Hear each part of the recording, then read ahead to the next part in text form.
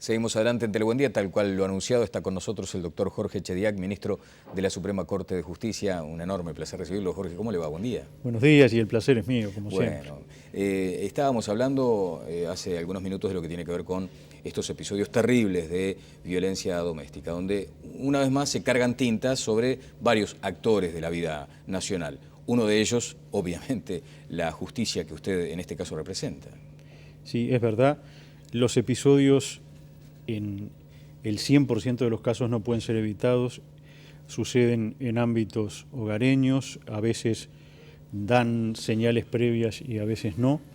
Lo que sí hay que seguir insistiendo en que medidas que la tecnología permite y que todos los actores sociales y jurídicos venimos abogando por ellas desde hace tiempo, aún no están totalmente implementadas, que claro, contribuyen a, no le diría evitar, pero bueno, sí a amortiguar la relación de estas situaciones. Hablamos de las pulseras, de las tobilleras electrónicas, que permiten dar certeza a la orden de restricción que el juez que se puede encargar de estas situaciones de violencia doméstica tiene necesariamente que emitir. ¿Y dónde está hoy la principal dificultad para aplicar esa tecnología? Yo le diría que hoy no hay ni siquiera restricciones presupuestales ni tecnológicas. Estamos caminando hacia ello. Hay algunas fechas no muy lejanas en donde se van a implementar. ¿A cuántas muertes de distancia estamos, podríamos decir? Bueno, debe acelerarse, pero firmemente este camino.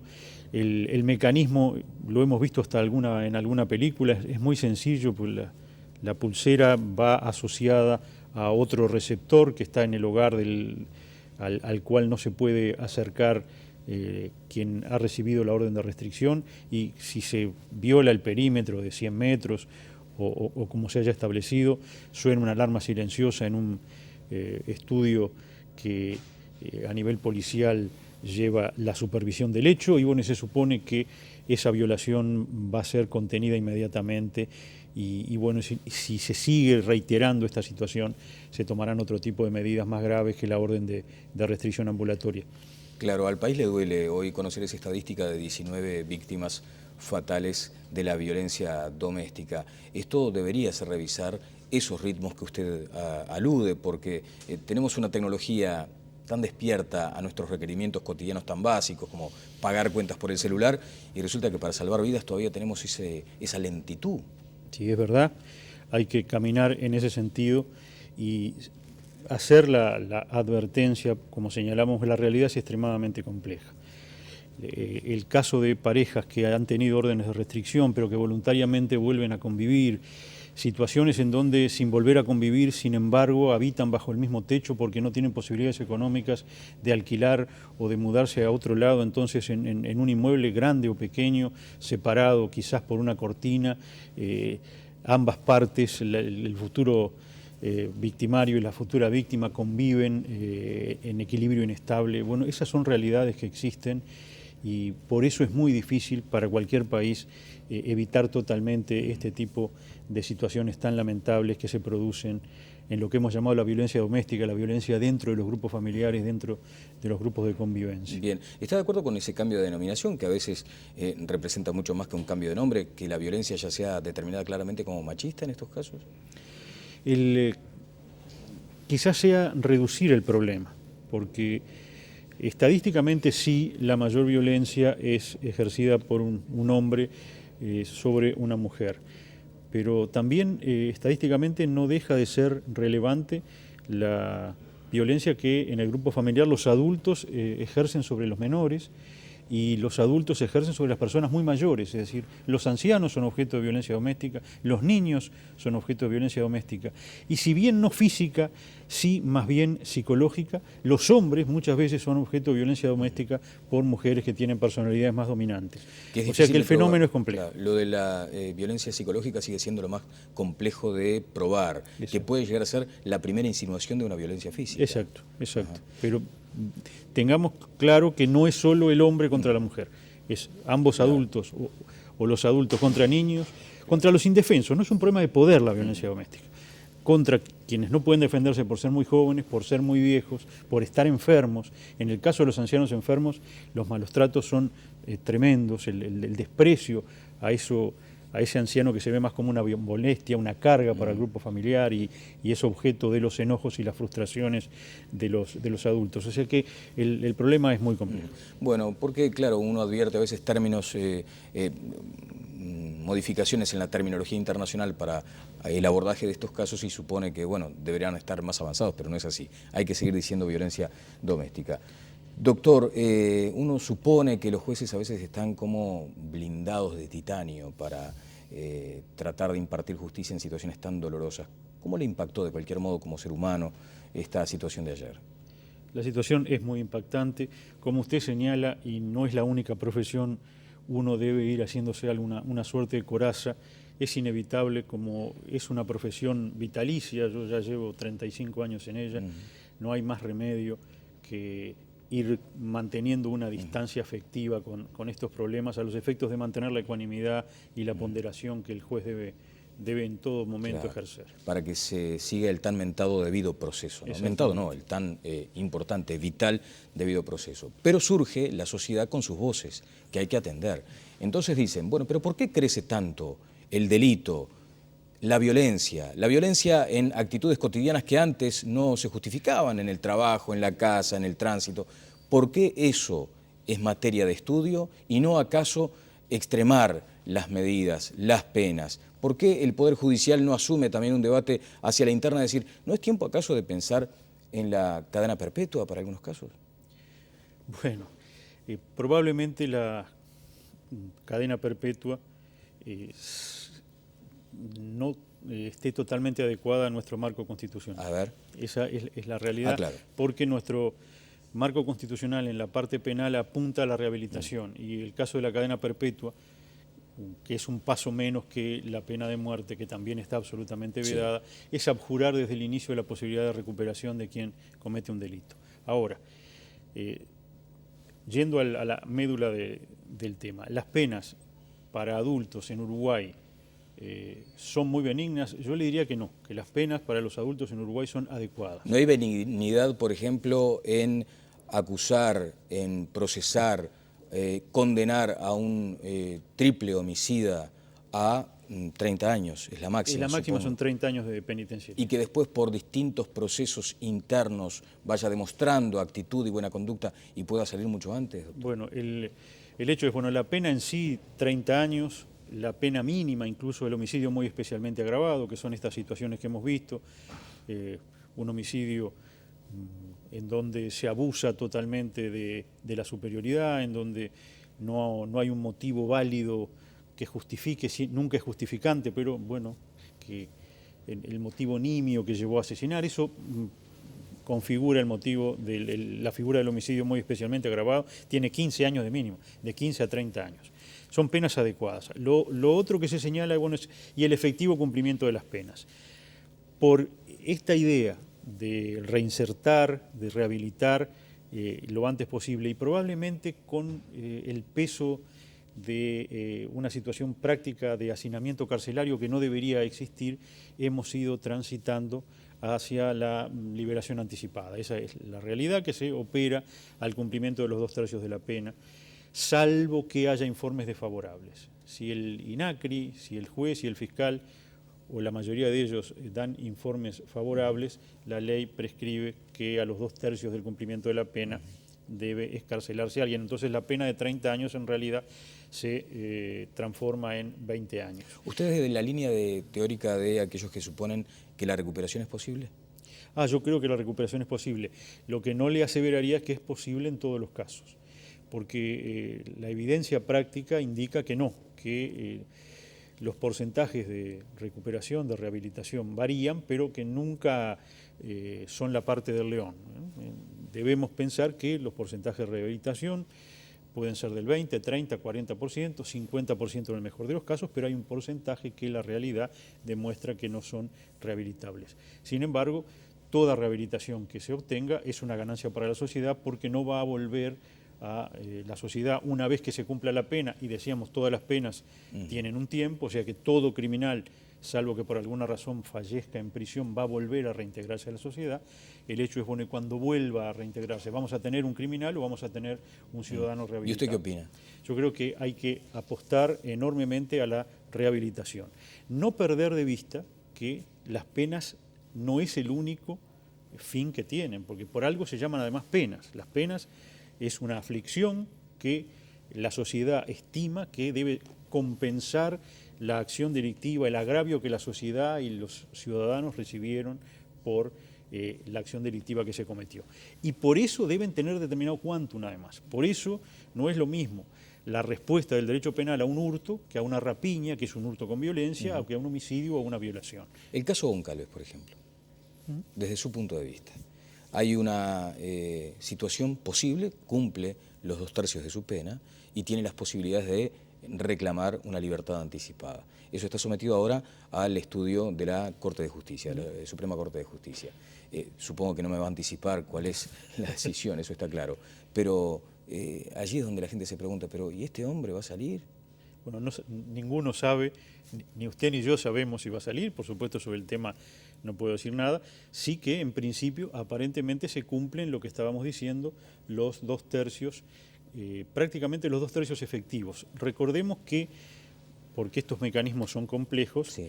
que muchas veces ni siquiera se requiere 2/3 de un tiempo de pena de privación de libertad. Puede haber menos, digamos, sobre 30 años, que era el ejemplo que estábamos usando, puede haber, por ejemplo, 18 años de privación de libertad, pero puede haber 2 años o más de 2 años de redención por trabajo o estudio. Estamos desde la ley impulsada por el ministro Díaz, que se llamó de humanización del sistema carcelario, con un sistema que también es apoyable, de redención por trabajo y estudio, por el cual por 2 días de trabajo, siendo el día de trabajo de 8 horas de trabajo, se rehabilita un día de prisión. Es decir, si alguien trabaja 6 meses, rehabilita 3 meses de lo que le queda de condena, y en el caso de estudio se requieren para un día de rehabilitación al menos 6 horas de estudio, que no necesariamente tienen que ser el mismo día, pueden ser durante la semana. Bueno, pero las características estarían dadas para que recuperara la libertad, en base a estos antecedentes Exacto. técnicos que con usted ambas está cosas, ¿no? mencionando. La privación de libertad efectiva con más los eventuales días de redención por trabajo. Si ambas cosas suman 2/3, el ciudadano, cualquier ciudadano puede promover la libertad anticipada. Aún con el impacto público que tengan sus actos. Eso no está previsto. Vamos a ver los informes y, bueno, y en definitiva la Corte lo estudiará y se verá el caso. Bien, allí también hay una cuestión que se vincula justamente a la responsabilidad posterior del Estado, ¿no? En permitirle la salida a una persona que luego reincida. Y también hay otra responsabilidad que allí es donde la justicia juega un papel preponderante en cuanto a lo que creo que el propio ministro del Interior ha dicho. Las cárceles muchas veces son universidades del delito y entra gente que en un altísimo porcentaje está procesada pero no condenada. Eso sigue siendo un gran problema de Uruguay. El que entra y aprende mucho, mientras espera su condena, que muchas veces ni siquiera se concreta. Sí, son 2 problemas. Exacto. El segundo, empezando por el segundo, las cárceles no deberían tener estas características. En algunos departamentos del interior no la tienen. Yo he dicho, tenemos casi, en el sistema carcelario uruguayo tenemos casi 2 países. Hay lugares del interior de la República donde las cárceles son adecuadas, tienen servicios adecuados, comida adecuada, no tienen hacinamiento, es decir, están con la población carcelaria para la cual fueron diseñadas. Hay establecimientos, le diría casi modelos, Cerro Carancho en Rivera, la nueva cárcel de Las Rosas en Maldonado, que está diseñada para 540 internos, hoy tiene 500. Bueno, el asunto es que nunca más tenga más de 540, que no volvamos a reiterar. Cuando yo era juez letrado en Maldonado, cuando se inauguró originalmente Las Rosas, que estaba diseñada creo que para 130, 140 reclusos, también era un establecimiento modelo, pero si luego triplicamos su población, tuburizamos y complicamos todo el funcionamiento del sistema. Entonces, en el interior hay cárceles adecuadas, hay chacras policiales, que es sí, el en el camino. caso de La Valleja, por ejemplo, hay una excepcional manifestación, ¿no? La Valleja es excepcional. En la chacra policial de La Valleja se hacen los presos, se hacen las bloquetas con las cuales se está construyendo la cárcel nueva de La Valleja a un costo mucho más bajo de lo que sería normal. Me hablaban que con $2 millones se va a estar terminando una cárcel para 150 reclusos, con cerco perimetral y con todas las medidas que estos establecimientos requieren, fuera además del centro urbano, porque esta situación de antes, de cuando éramos jóvenes, de las cárceles en el medio de la plaza, al lado de la iglesia y la comisaría del juzgado, ya por razones de seguridad no deben existir más. Pero bueno, en esa realidad es así. Y tenemos la realidad de los macroestablecimientos en Canelones y Montevideo. Sí, que allí es donde también uno plantea la posibilidad de que las faltas sean penadas, por ejemplo, con trabajo comunitario. Es una idea que ha sido lanzada, creo que hasta por el propio ministro del Interior. ¿Está de acuerdo usted con eso? Podría ser razonable. Nosotros simplemente habíamos, desde la Suprema Corte, eliminado el último juzgado de faltas que había en Montevideo por varios órdenes de razones. Uno, no tenía trabajo, es decir, había ido bajando la estadística del número de casos analizados. Productividad cero, ya. Se venía desplomando. Desde el 98, 99, donde bueno, había un par de centenares de casos por año, hasta llegar a unas pocas decenas. Luego necesitábamos transformar juzgados para crear juzgados laborales, porque se había aprobado sin recursos para nosotros el nuevo proceso laboral que requería juzgado de instancia única laboral en Montevideo, que no teníamos cómo crear, y además la comisión presidida por el doctor Cairoli de reforma del Código Penal uruguayo, había una comisión de 15 especialistas, había optado por eliminar todo el capítulo de las faltas. Entonces, como eso estaba a estudio del Parlamento, se dice, bueno, las faltas van a desaparecer, el juzgado no trabaja, lo necesitamos para otra cosa, cambiemos. Ahora hay una propuesta del Ejecutivo de reducir el elenco de faltas, eliminar, por ejemplo, la galantería ofensiva, que ya ha dejado de tener sentido, y crear alguna otra que tenga que ver con el daño social, con aquel que atenta contra el patrimonio público. Claro. Pero sí se puede transitar perfectamente ese camino. Señalar, que no es que no haya nadie que analice las faltas. Ustedes aducen que tienen poco tiempo para analizarlas. Nosotros además propusimos, la Corte propuso que la prescripción de 60 días, porque a los 60 días de cometida prescribe la falta y ya no se puede perseguir, se lleve a 6 meses. Y sí habría que hacer, al menos en Montevideo, algún juzgado especializado, o de repente una secretaría que se encargara de tramitar esos casos, porque el problema es que hoy esas faltas están en la competencia del juez penal, y el juez penal tiene los homicidios, los copamientos, las rapiñas, se tiene que ocupar de eso y le da preferencia a eso. Dice, bueno, sí, pero y la falta, que en definitiva es un delito enano, como se señalaba, no tengo el tiempo suficiente para perseguirlo porque me tengo que dedicar toda mi energía a los delitos de verdad. Esa es un poco la situación. Doctor, le quiero agradecer estos minutos. ¿Apoyó la legalización de la marihuana en su momento? ¿Cómo cayó en sus pares? ¿Le reclamaron mayor claridad? Porque además fue, curiosamente, yo lo venía sosteniendo antes de conocer las medidas y más que nada también por diversas razones. La primera, Uruguay tiene una tradición de haber tratado con inteligencia los vicios sociales.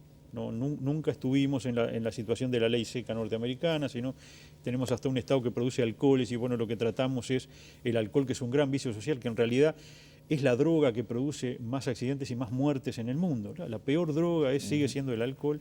Bueno, aquí hay un mercado legal, se la importa, se controla, tratamos de que no se maneje, no se conduzcan vehículos bajo su influjo y más o menos se ha controlado. Lo mismo se hizo con el juego clandestino. El gran juego clandestino terminó apartándose o reducido a sus mínimos niveles, porque hay un juego legítimo donde el Estado cobra impuestos, controla que no sea un robo, que sea un verdadero juego y no sea una estafa, y por ese camino funcionamos. Lo mismo con el tabaco, que es una droga que también es tremendamente dañina para la salud, quizás no tanto como la marihuana, pero en ese entorno, y se dice, bueno, la marihuana es más dañina que el tabaco. Sí, si se fumara en las mismas cantidades, pero es sabido que los gramos por mes que se fuma de tabaco no tienen nada que ver con lo que se puede consumir de marihuana. Entonces, en ese sentido, Uruguay, vicios sociales que sería muy bueno que ninguno de nosotros tuviera y que la sociedad no tuviera,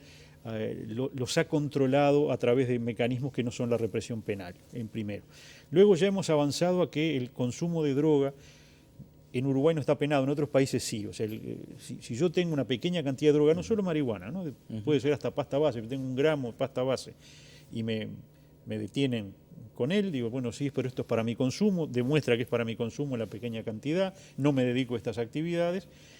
Me pueden obligar a someter un tratamiento el juez, sin duda, no es que no pueda hacer nada, porque va a determinar si soy un drogadicto habitual o un consumidor simplemente ocasional, pero no he cometido un delito. Ahora, no es delito tener una pequeña cantidad de droga para consumo, pero no hay ninguna vía legal para conseguirla. Entonces hay que ocurrir al narcotráfico, aunque sea en sus mecanismos más mínimos, las pequeñas bocas de pasta base, hay que entrar, digamos, a la ilicitud para poder conseguir eso. Y la idea es, existe autoconsumo, porque con las limitaciones del clima uruguayo, que las plantas dicen que no crecen, hay que tener invernaderos o criarlas adentro, el hecho es que el autoconsumo existe, a veces se procesa por esas condiciones a quien tenía alguna plantita en su casa. La idea es, bueno, parecería más lógico que algún mecanismo de acceso como el a la autocultivo, marihuana, por ejemplo, como el autocultivo, se tuviera, sobre todo para evitar que se tenga contacto con el narcotráfico pesado, con sobre todo la pasta base, que es un flagelo imponente. Y reiterando, es horrible la marihuana, es mala para la salud, es un vicio, pero es un vicio como el cigarrillo y como el alcohol. No se debería consumir, es buenísimo que no se consuma, pero a veces la prohibición penal no conduce a limitar esos mercados. Bueno, le queríamos dejar este tiempo porque, claro, dicho por parte de un ministro de la Corte de Justicia, tal vez sonaba raro, ahora usted acaba de establecer su fundamentación y su argumento. Así que con esto le quiero agradecer muy especialmente, Jorge, sus minutos acá tan temprano, por otra parte. El agradecido soy yo y es verdad que es temprano. El doctor Jorge Echediague, ministro de la Suprema Corte de Justicia.